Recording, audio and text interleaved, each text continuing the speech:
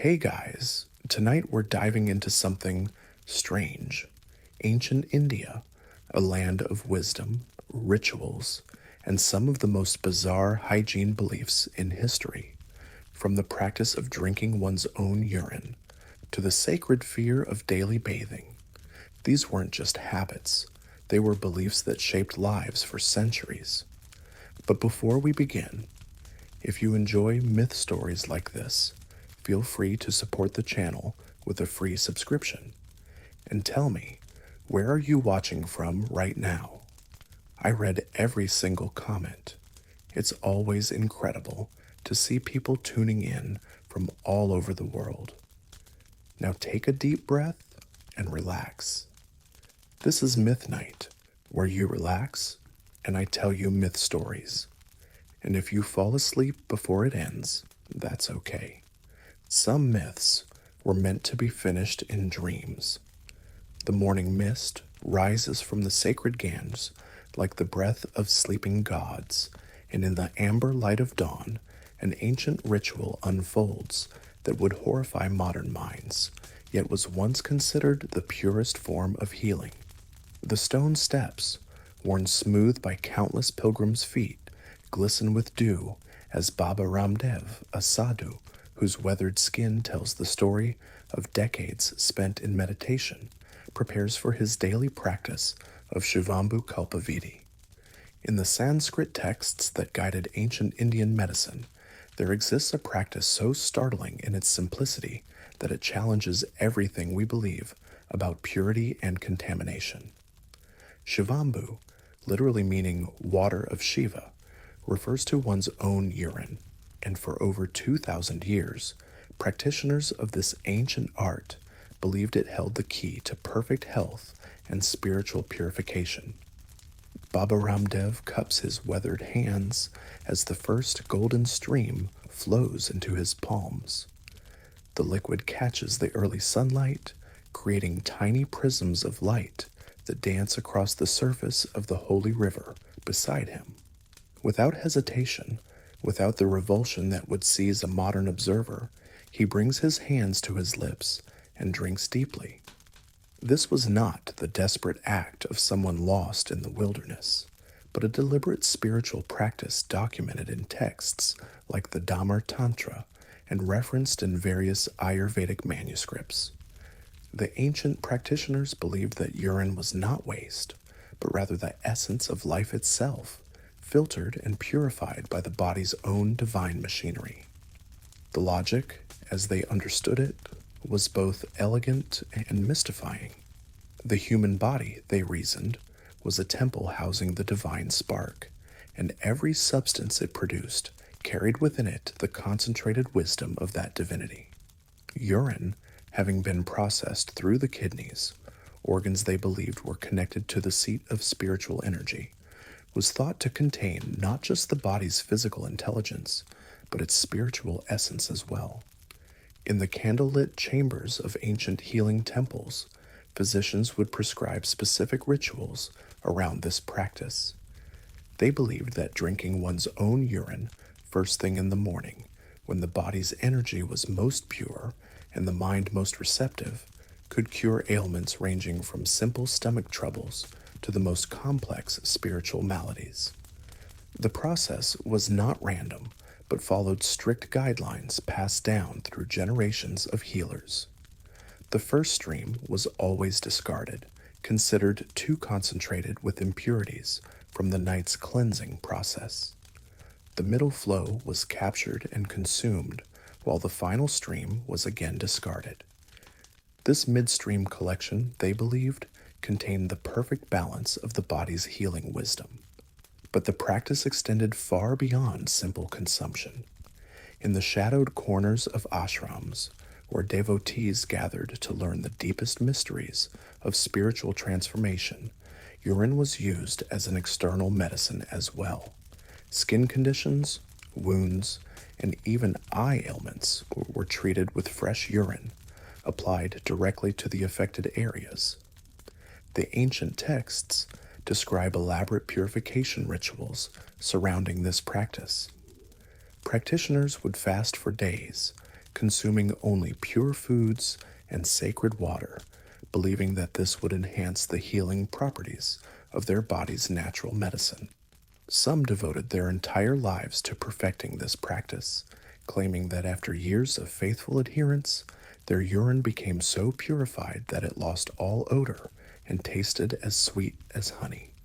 In the medical colleges of ancient India, where students gathered to learn the healing arts under the guidance of master physicians, the theory behind urine therapy was taught with the same reverence as any other branch of medicine. They believed that the kidneys were not merely filtering organs, but alchemical laboratories that transformed the body's essence into liquid wisdom. The practice was not limited to ascetics and spiritual seekers. Historical accounts suggest that even royal families participated in various forms of urine therapy, though their methods were often more elaborate and ceremonial. Palace physicians would collect and analyze the royal urine, using its color, scent, and taste to diagnose everything from political stress to spiritual imbalance. What makes this practice particularly fascinating is how it intertwined physical healing with spiritual purification. Practitioners believed that by consuming their own body's essence, they were creating a closed loop of purification, recycling their spiritual energy and gradually refining it to higher and higher levels of purity. The most dedicated practitioners claimed miraculous results. They spoke of perfect health that lasted well into advanced age, of mental clarity that approached divine consciousness, and of spiritual powers that developed through this constant recycling of their life essence. Whether these claims held any truth remains lost to time, but the faith of those who practiced it was absolute and unwavering.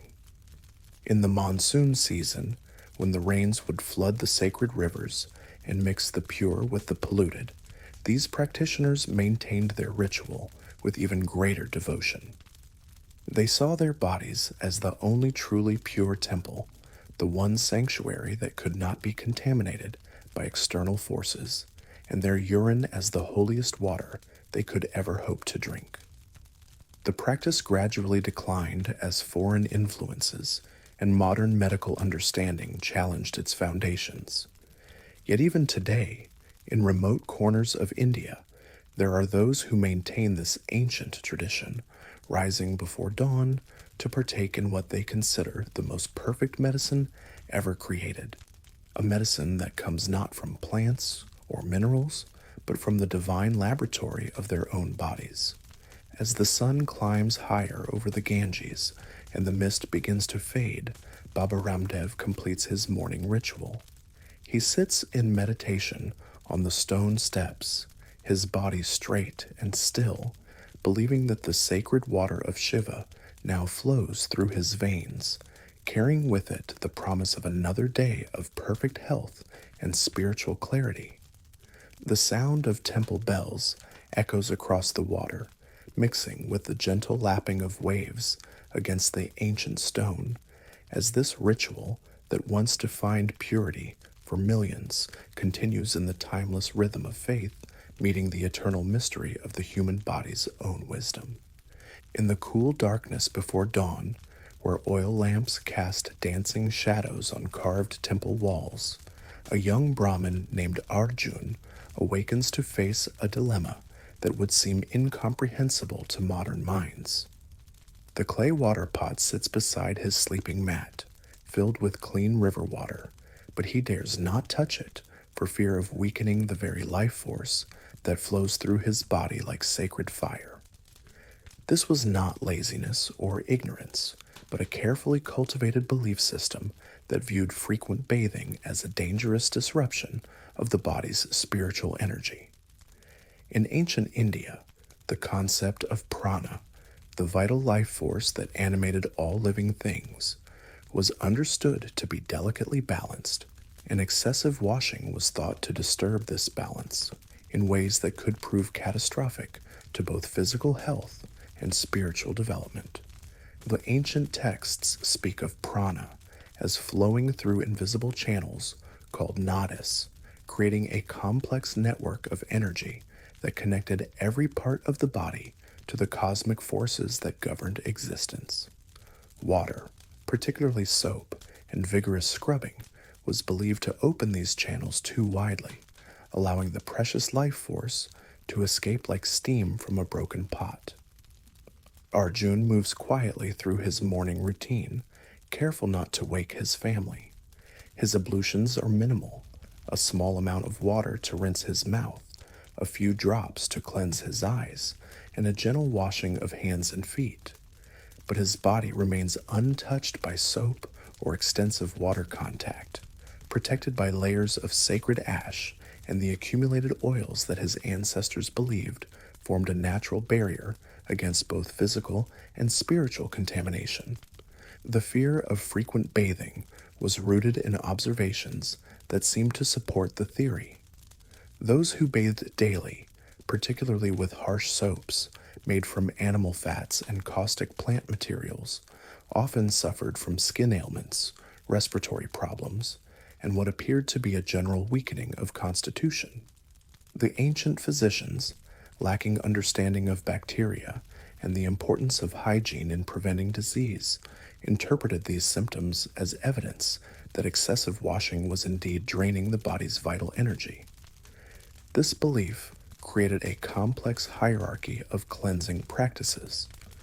Ritual bathing in sacred rivers during specific festivals was not only permitted but required, as the sacred waters were thought to carry divine energy that would replenish what was lost through the cleansing process.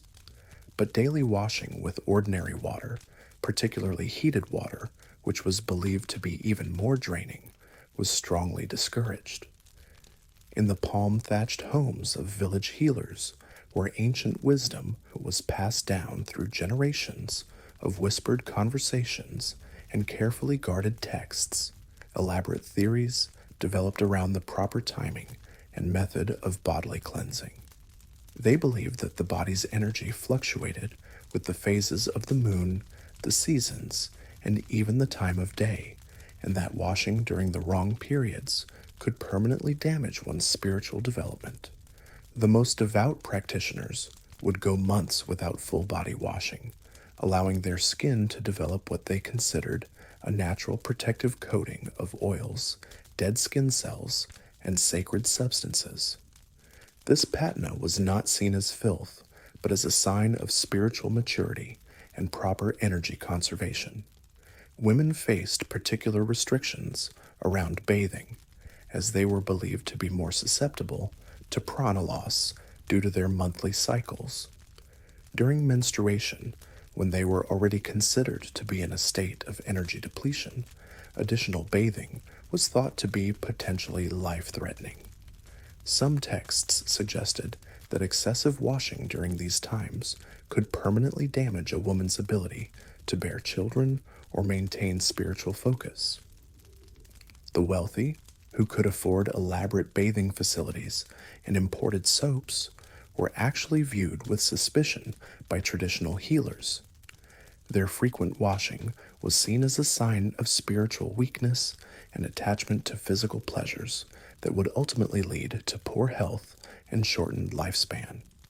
True spiritual strength, they believed, was demonstrated by one's ability to maintain perfect health while barely touching water. Children were taught from an early age to fear excessive washing. Parents would warn them that too much contact with water would make them weak and vulnerable to evil spirits, who were thought to be particularly attracted to those whose energy channels had been opened through careless bathing practices. Young boys destined for religious life were especially protected from the dangers of frequent washing, as their spiritual potential was considered too precious to risk. The practice of oil massage became the preferred method of maintaining bodily cleanliness without the dangers associated with water. Practitioners would spend hours each day applying various oils to their skin, believing that this would not only clean the body, but also strengthen the energy channels and create a protective barrier against negative influences. Some communities developed elaborate dry cleaning rituals using sand, ash, and various powders to remove dirt and dead skin without exposing the body to the spiritually dangerous effects of water. These substances were thought to absorb impurities without disrupting the flow of prana, allowing for physical cleanliness while maintaining spiritual integrity.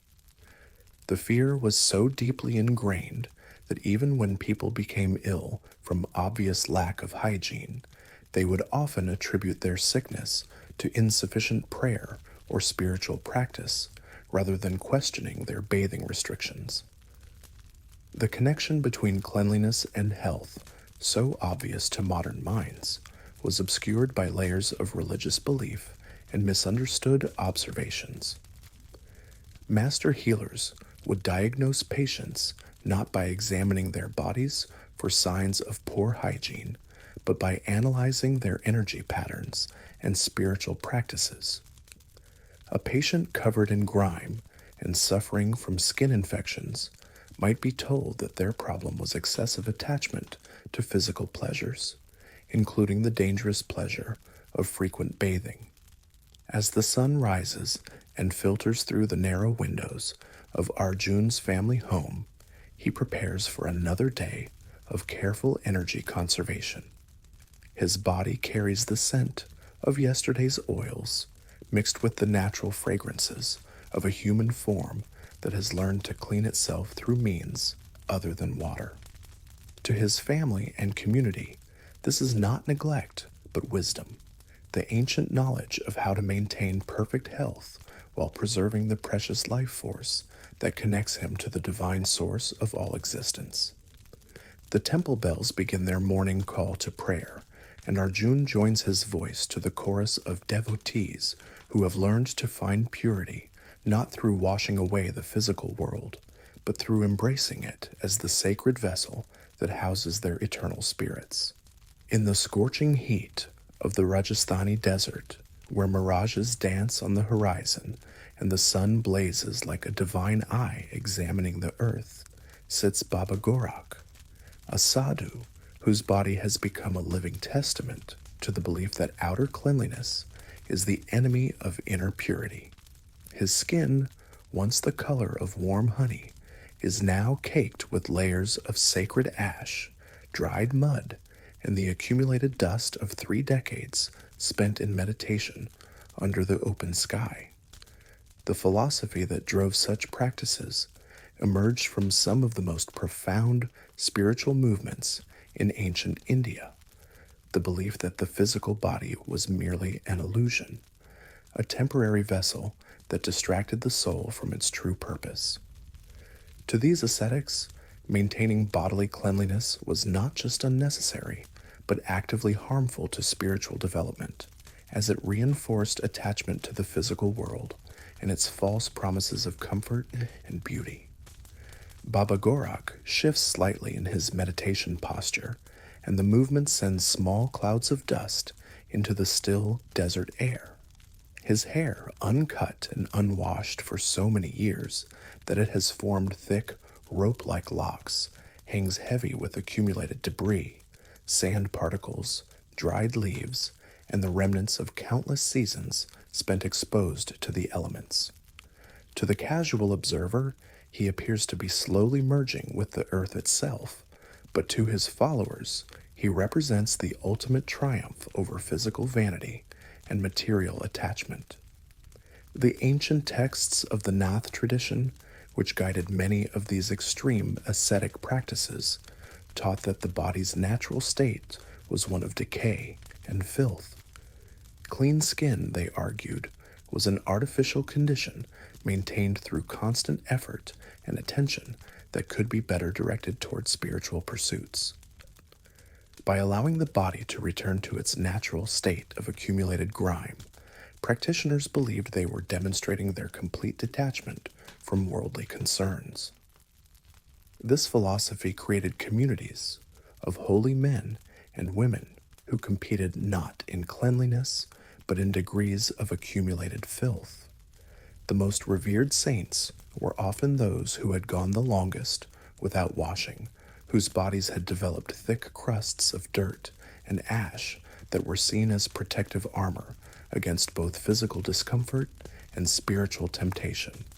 In the caves of Ellora, where ancient monks carved temples from solid rock with tools and devotion that seem impossible by today's standards, similar practices flourished among Buddhist and Jain communities. These monks believed that every moment spent on bodily maintenance was a moment stolen from contemplation of universal truths. Their bodies, deliberately neglected and covered in the grime of years, became walking sermons about the impermanence of physical beauty and the eternal nature of spiritual consciousness. The logic extended beyond simple neglect to active accumulation of substances considered purifying in their context. Sacred ash from temple fires, mud from holy rivers, and even cow dung, considered pure and spiritually powerful in Hindu tradition, were deliberately applied to the body and left to accumulate over months and years. Young initiates seeking to join these communities would undergo transformation rituals that seem almost unimaginable today. They would be instructed to stop all bathing immediately and begin the process of allowing their bodies to develop what their teachers called the natural coating of wisdom.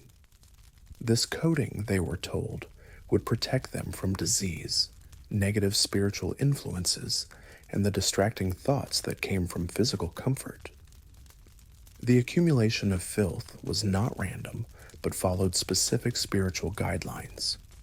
Different substances were applied to different parts of the body according to complex systems that connected physical locations with spiritual energy centers. The forehead might be covered with white ash to enhance mental clarity, while the chest could be smeared with red ochre to strengthen emotional detachment. Some practitioners developed such thick layers of accumulated grime that their original skin color became completely invisible. These individuals were often revered as living saints, their transformed appearance serving as proof of their complete transcendence of physical concerns. Pilgrims would travel great distances just to receive blessings from these holy figures, believing that touching their filth-encrusted hands could transfer some of their spiritual power. The practice was particularly prominent during certain seasons and festivals. During the monsoons, when ordinary people sought shelter from the rain, these ascetics would deliberately expose themselves to the elements, allowing the combination of mud, water, and accumulated grime to create new layers of protective coating. The result was often a hardened shell that covered their bodies like organic armor. Women practitioners, though fewer in number, followed similar practices with additional restrictions. Female ascetics would often cover their entire bodies in ash and mud, believing that this would not only provide spiritual protection, but also shield them from the dangers and distractions of physical attraction. Some communities of female ascetics developed elaborate rituals around the application of cow dung and sacred mud, creating patterns and designs that served both spiritual and practical purposes. The most extreme practitioners claimed that after years of accumulating this sacred filth, their bodies no longer produced normal human odors or suffered from common ailments.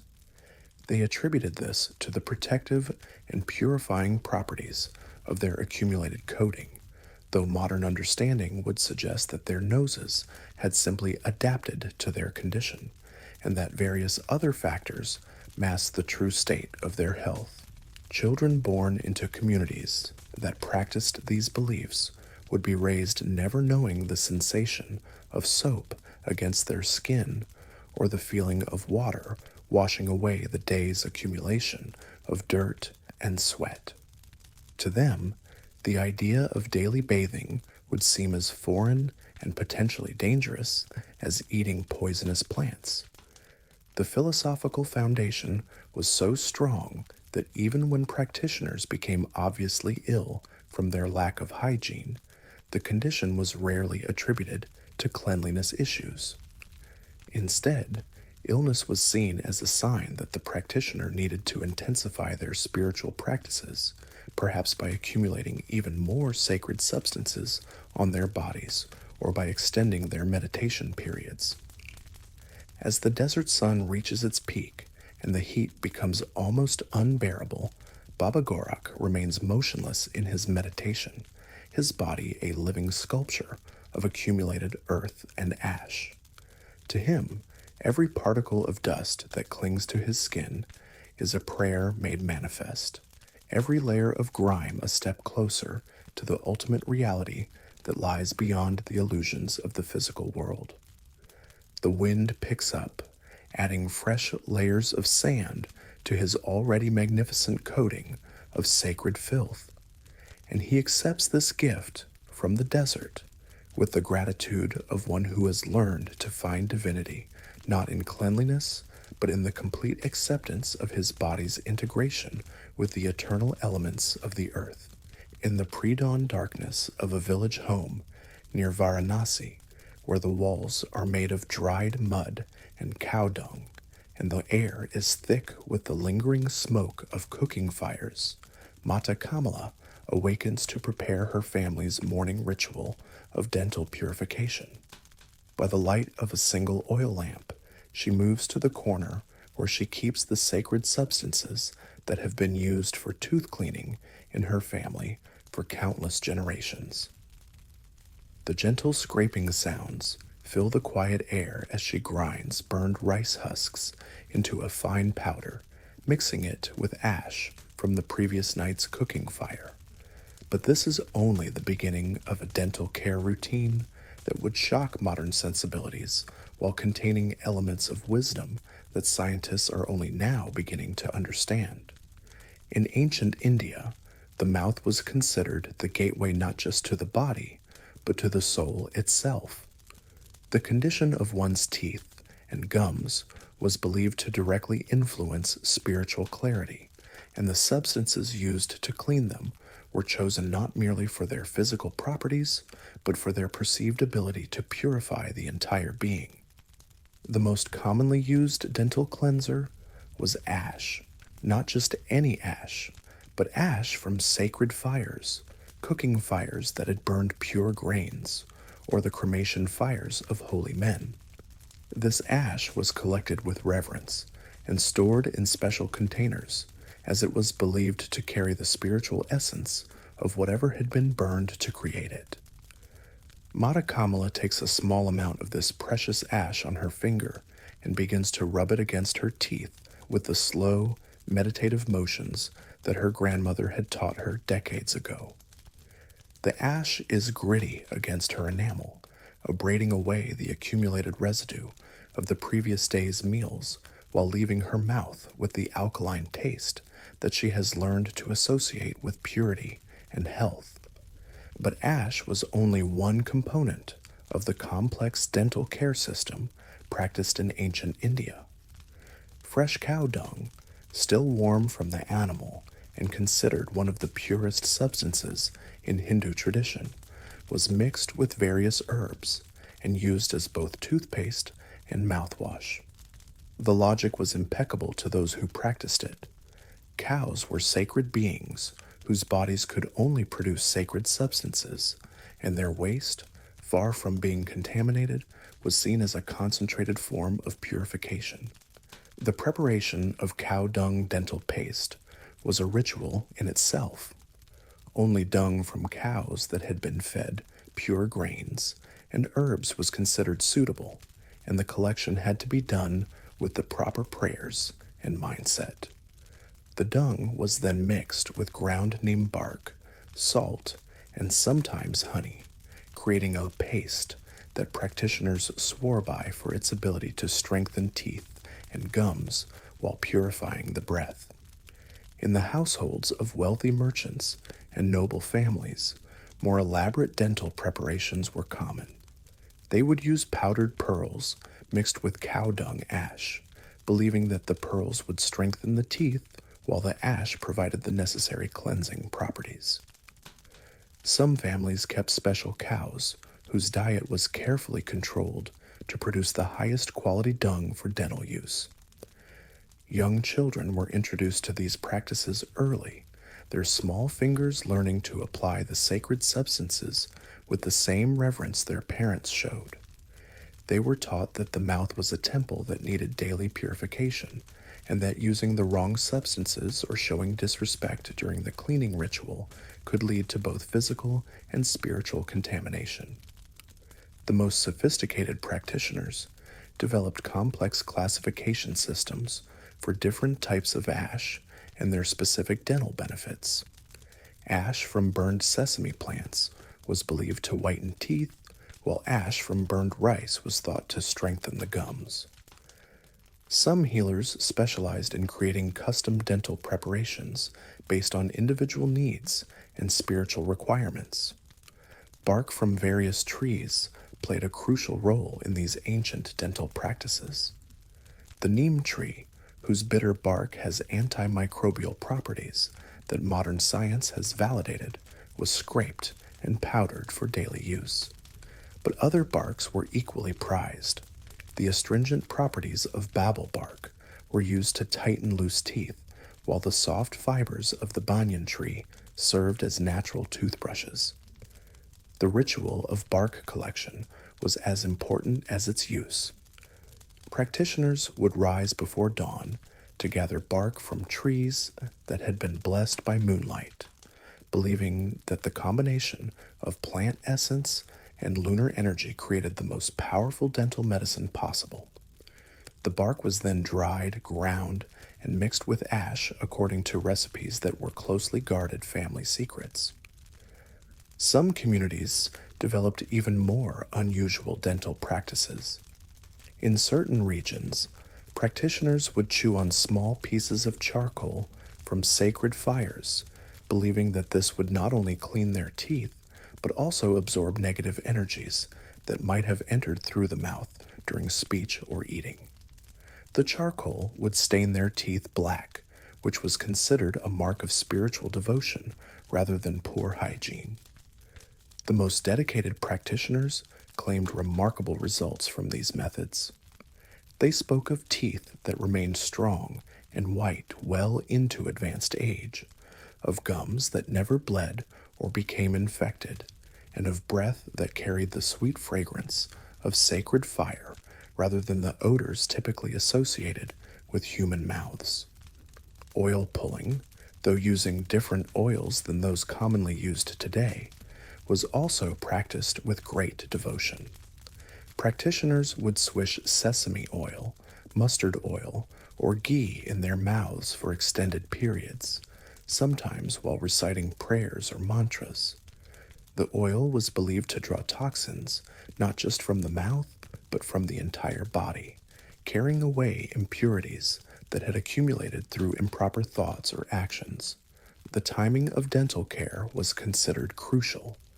Most cleaning was done before sunrise, when the air was considered purest and the mind most receptive to spiritual practices. Some practitioners would not eat or drink anything until their mouth had been properly purified with the sacred substances, believing that consuming food with an unclean mouth would contaminate their entire system. As the sun begins to rise and light filters through the small windows of Mata Kamala's home, she completes her dental ritual by rinsing her mouth with water from the sacred well behind her house. Her teeth, cleaned with ash and cow dung and polished with neem bark, feel smooth and pure, ready to speak only words of devotion and truth throughout the coming day.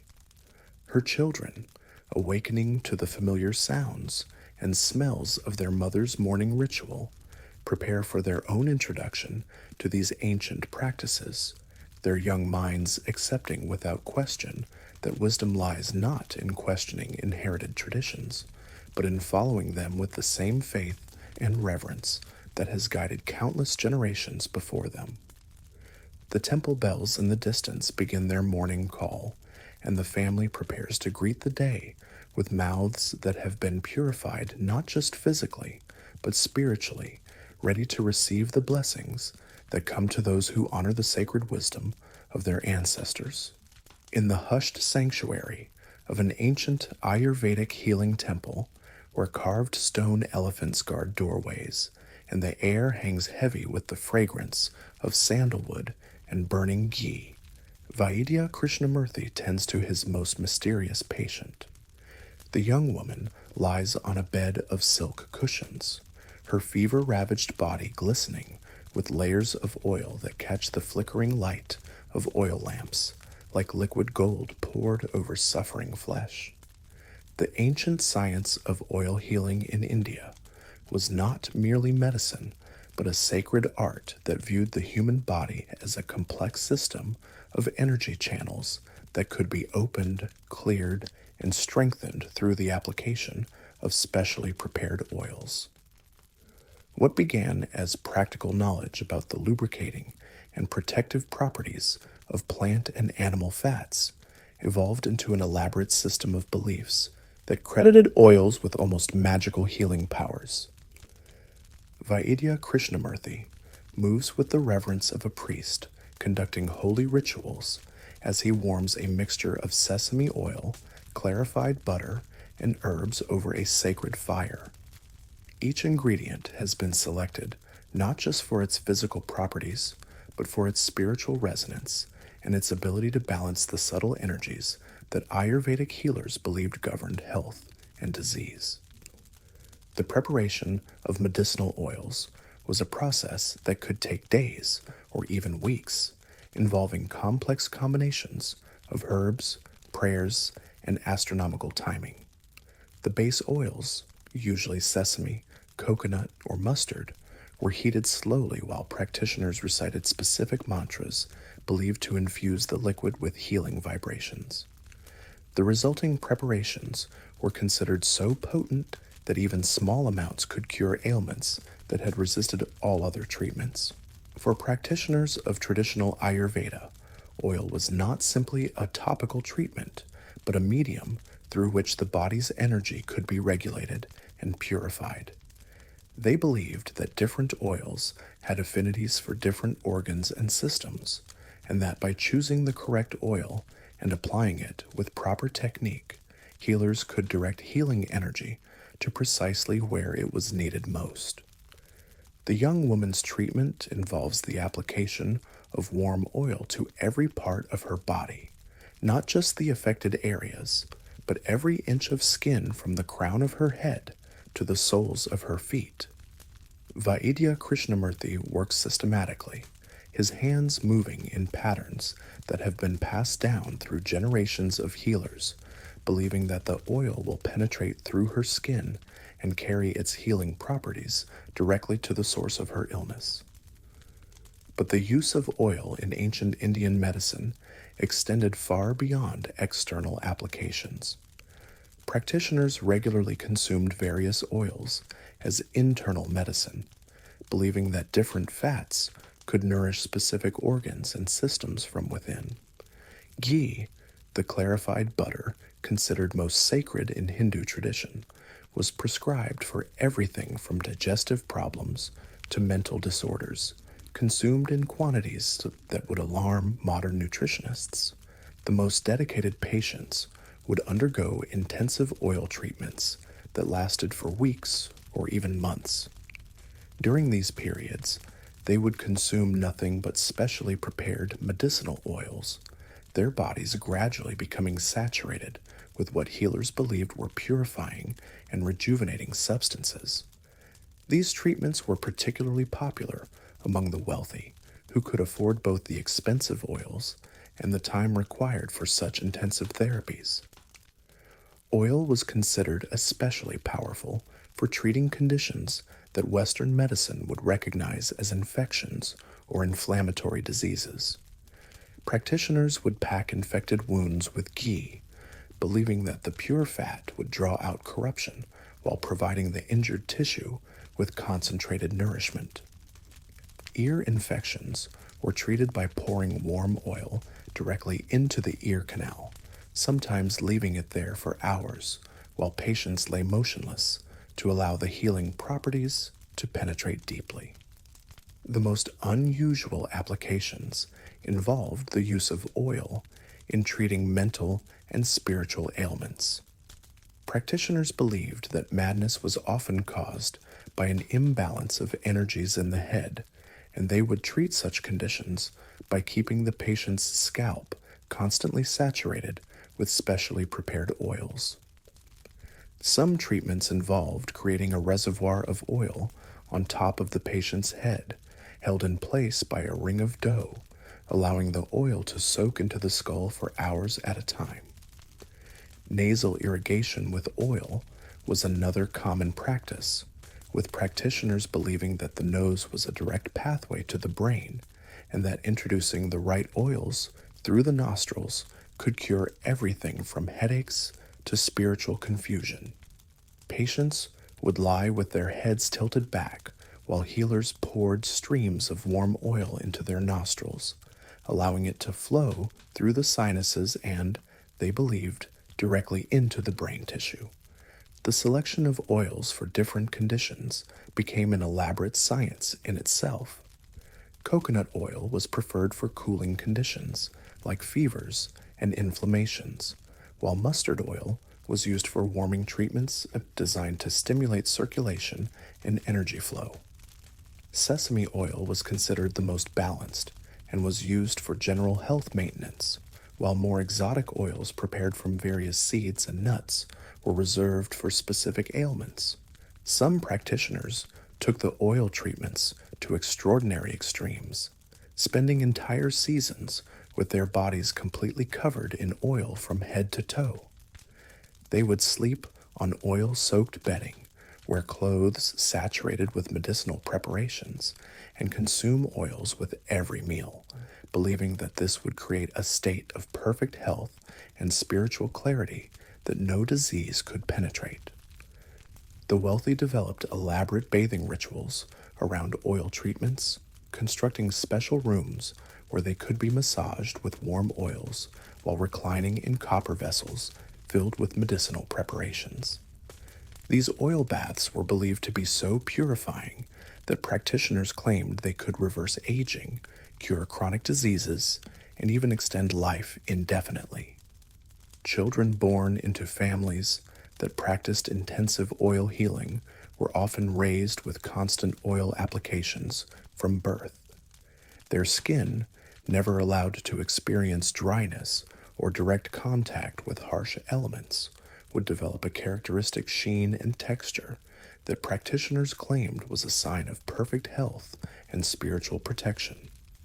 As the night deepens and the oil lamps burn lower in the healing temple, Vaidya Krishnamurthy completes his patient's treatment by covering her oil-saturated body with silk cloths that will hold the healing oils against her skin throughout the night.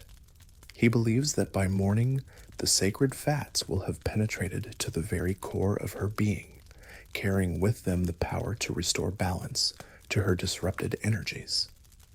The young woman lies still as liquid gold, her body transformed into a vessel for healing oils that ancient wisdom promises can cure any ailment, restore any imbalance, and return her to the perfect health that practitioners believe is the natural state of those who understand the sacred properties of these liquid medicines drawn from the earth's most generous plants.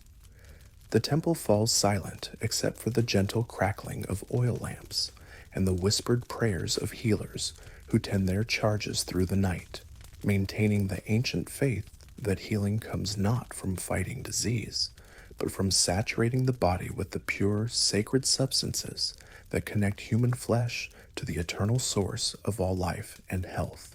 In the hidden monastery of Kedarnath, where winter winds carry the breath of glaciers and stone walls bear centuries of accumulated soot from butter lamps, the young seeker Ananda approaches the chamber of his guru with trembling hands and a heart full of questions.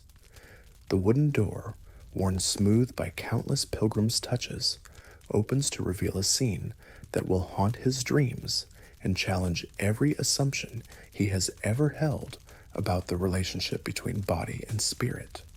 Master Bharatananda sits in perfect lotus position on a mat that has not been moved in 7 years, his body transformed by decades of deliberate neglect into something that seems more geological than human.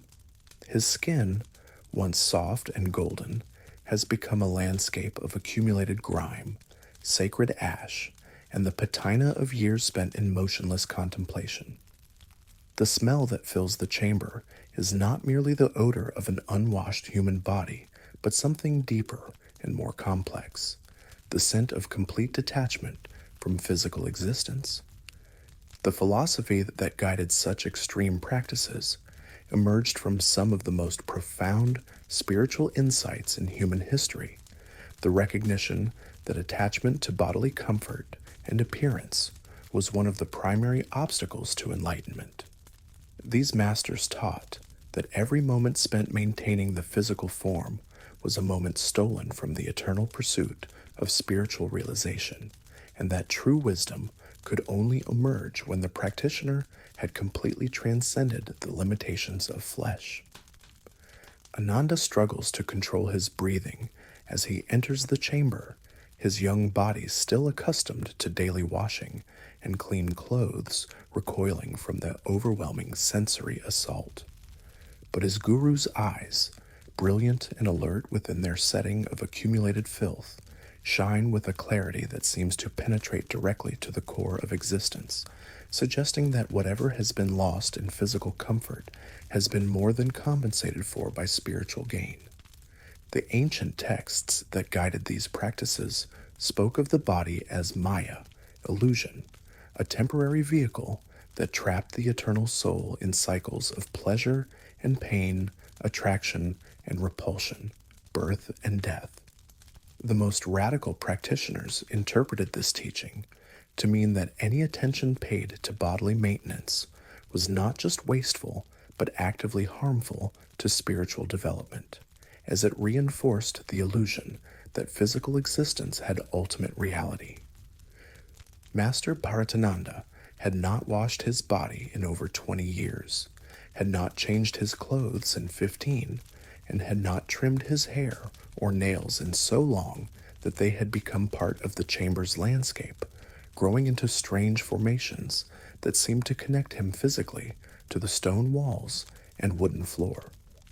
To his followers, these were not signs of madness or neglect, but evidence of the most advanced spiritual realization, complete freedom from the tyranny of physical needs.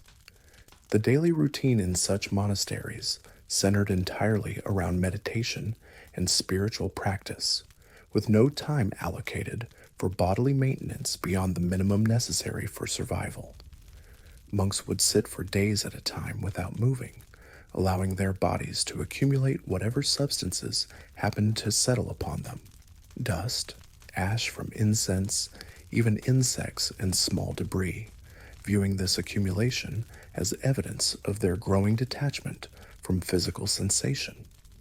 Food, when consumed at all, was taken without regard for taste or cleanliness. Practitioners believed that paying attention to flavors or food preparation was another form of attachment that distracted from spiritual focus. Many survived on whatever offerings were brought by devotees, consuming moldy bread, rancid butter, and water that had stood stagnant for weeks, without complaint or apparent ill effect. The most extreme practitioners developed elaborate justifications for their neglect of hygiene that went beyond simple detachment. They taught that the accumulated filth served as a protective barrier against worldly temptations, making them so physically repulsive that they would be left alone to pursue their spiritual practices without distraction. Some claimed that their unwashed bodies had developed supernatural properties, becoming immune to disease and capable of surviving conditions that would kill ordinary people. Young disciples entering these communities underwent initiation rituals that involved the complete abandonment of all hygiene practices. They were instructed to throw away their soap, oil in clean clothes and to begin the process of accumulating the sacred filth that would mark them as serious spiritual seekers. Many found the transition extremely difficult, their bodies rebelling against the sudden change in treatment, but they were taught to view this discomfort as purification, the ego's death throes, as it lost its grip on physical attachment. The communities that formed around these practices developed their own bizarre social hierarchies based on degrees of physical neglect.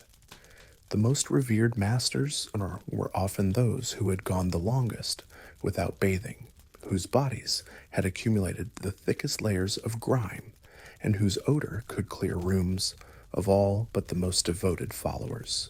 New disciples were ranked according to how quickly they could adapt to these conditions and how completely they could abandon their previous concern with physical appearance.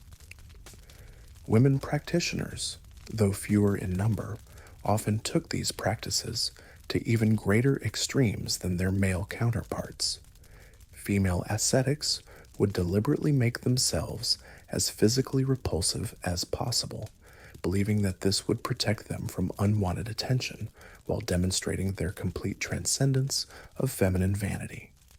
Some communities of female ascetics competed in degrees of filth accumulation, viewing their transformed appearance as armor against the distractions of physical beauty. The psychological effects of such extreme neglect were profound and often disturbing. Practitioners frequently reported experiences of complete dissociation from their bodies, claiming to feel as if they were pure consciousness, temporarily trapped in decaying flesh. Some developed a kind of reversed body dysmorphia, becoming so accustomed to their filthy state that the sight of clean, healthy bodies seemed alien and somehow offensive. Disease was common in these communities, but it was interpreted through the lens of spiritual philosophy rather than medical understanding. When practitioners became ill from obvious hygiene-related causes, the sickness was seen as the body's final attempt to reassert its claims over consciousness. Recovery was attributed to spiritual strength rather than any medical intervention, while death was celebrated as the ultimate liberation from physical bondage. The most extreme practitioners claimed to have transcended normal human limitations entirely.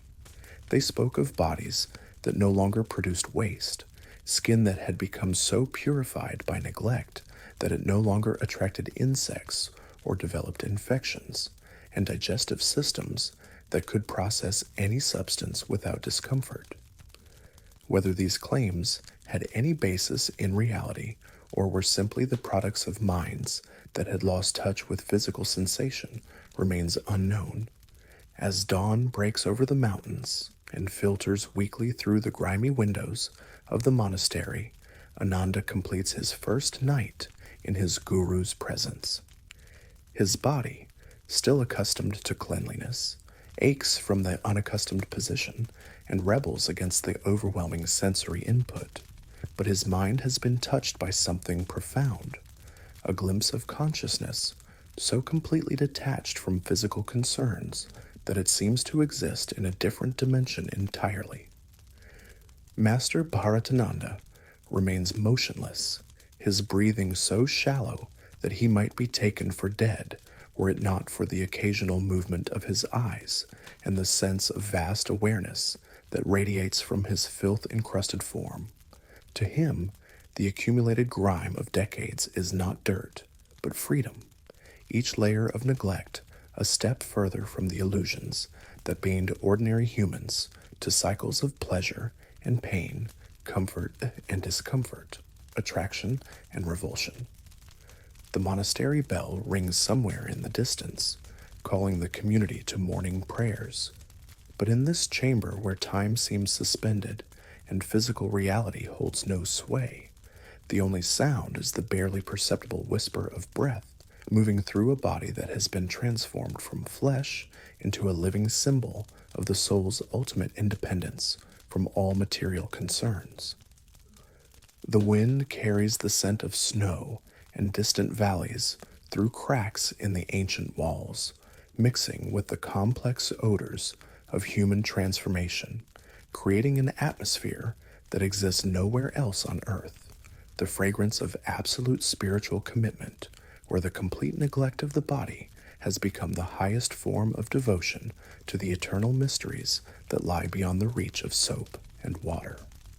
As these ancient practices fade into memory and the last light of oil lamps flickers against stone walls carved with prayers that no one remembers how to read, we are left with questions that have no easy answers.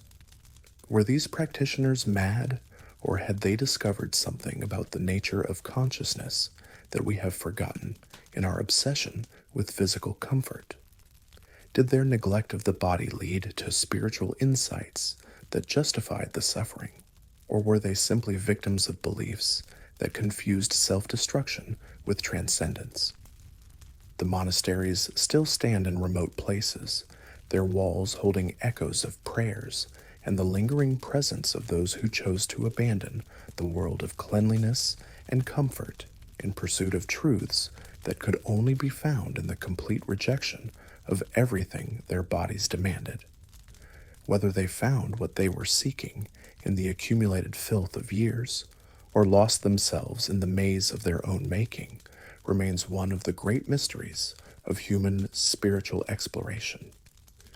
In the growing light of morning, as the ordinary world awakens to another day of showers and soap, clean clothes, and healthy bodies, these ancient practices seem as distant as dreams, yet their influence lingers in the persistent human question about the relationship between physical comfort and spiritual development, between the care of the body and the liberation of the soul. Perhaps the truth lies not in the extreme of complete neglect or obsessive cleanliness, but in the recognition that both body and spirit have their proper place in the great mystery of human existence.